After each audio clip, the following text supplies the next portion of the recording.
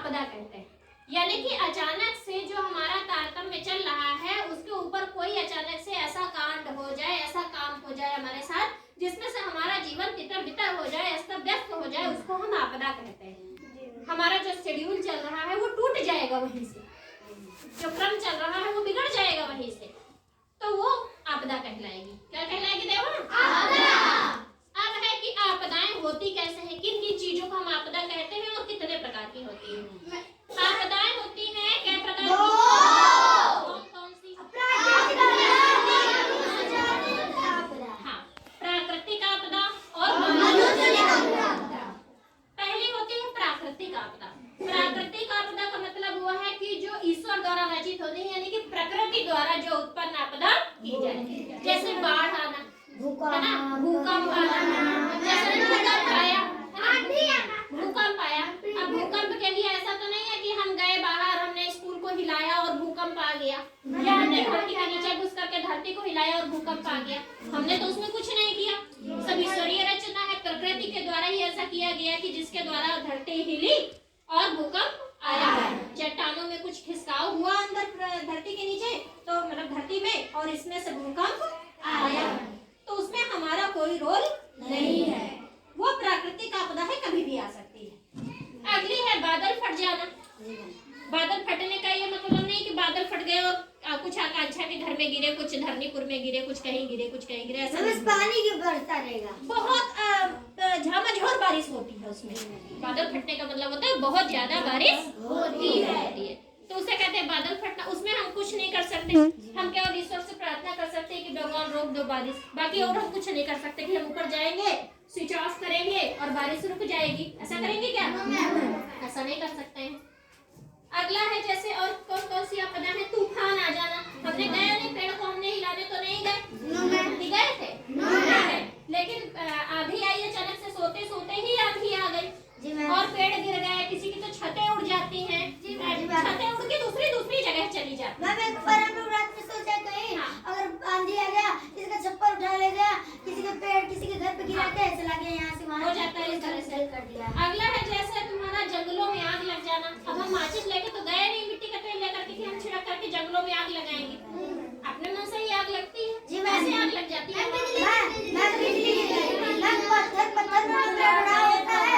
चिंगारी निकलता है, पेड़ से पेड़ भी रगड़ाते हैं तो चिंगारी निकलती है और उसी चिंगारी से आग लग जाती है और पूरे वन में फैल जाती है। तो ये सारी आपदाएं जिसमें मनुष्य का कोई रोल नहीं है, वो प्राकृतिक आपदाएं कहलाती हैं, कि जिसमें हम कुछ नहीं कर सकते हैं, जिनसे बचाव के लिए मतलब बाद में बचाव कार्य करेंगे, लेकिन जो हमारे द्वारा उत्पन्न नहीं की जाती हैं वो प्राकृतिक आपदाएं कहलाती हैं। अब आती है दूसरी चीज, मानव जनित आपदा। ये कौन सी आपदाएं होती हैं?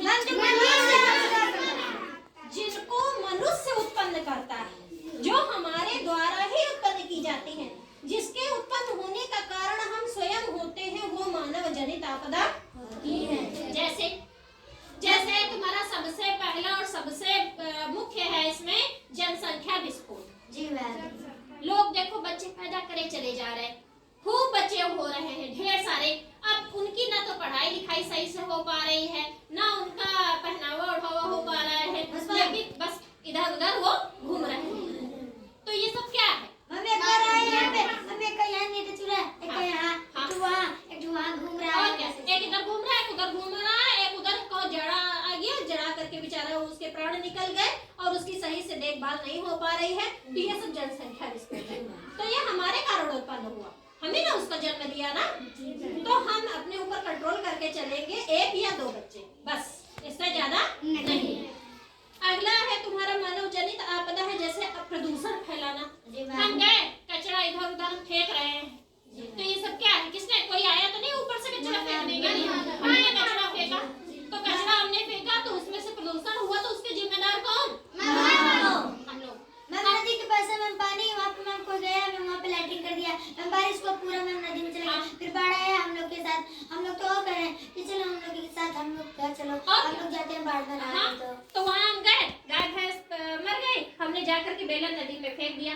अब उसके सारे पार्ट्स मॉलिक्यूल्स सड़ के उसकी गाय भैंस के पूरे नदी में फैल गए। फिर इसके बाद हम बाढ़ आया, वही नदी का पानी ऊपर आया हमारे घरों और तमाम तरह ईश्वर को दोष देते फिरे कि लो भगवान ने बीमारी फैला दी, जबकि उसके पीछे प्रदूषण के पीछे पूरा कारण कौन था? हम स्वयं उत्तरदायी थे उसके लिए।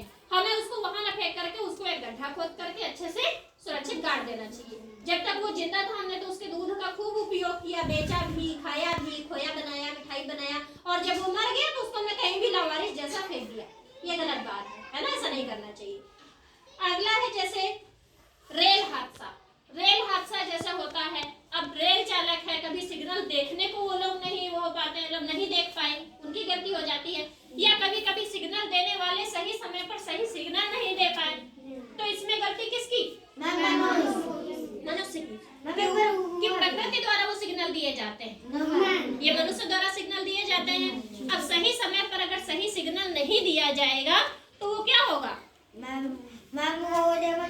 दुर्घटना हो जाएगी उसमें, और उस दुर्घटना के जिम्मेदार पूरी तरह से मनुष्य रहेगा। ट्रेनें आपस में टकराएंगी, विस्फोट होगा, यानी कि ट्रेनें आपस में जब टकराएंगी तो बहुत सारे लोग उसमें मर जाएंगे। और हुआ था यहीं पे, हुआ है मैम 3 लड़ी जो आपस में टकराई थी, मैम 16-17 मैम 100 मैम मर गए। हाँ, मर गए थे। तो ऐसे हादसों के लिए हम स्वयं जिम्मेदार होते हैं, ये मानव जनित आपदा होती है। और है जैसे रासायनिक दुर्घटना, अभी सुरंग वाला सुने हो सभी लोग, है ना, बताया था हमने। हाँ, तो उसमें फंस गए थे।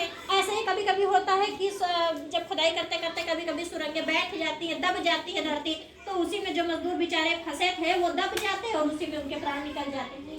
तो ये सारी इस तरह की दुर्घटनाएं जो होती हैं उसका जिम्मेदार मनुष्य स्वयं होता है। आग लगाना, जैसे किसी ने किसी से अपना दुश्मनी निकालने के लिए कभी कभी आग लगा देते हैं, या कोई नशा पत्ती में कैसे आग लगाता है?